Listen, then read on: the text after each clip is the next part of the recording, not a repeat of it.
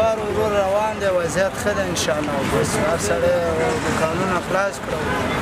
بازار خلاص شو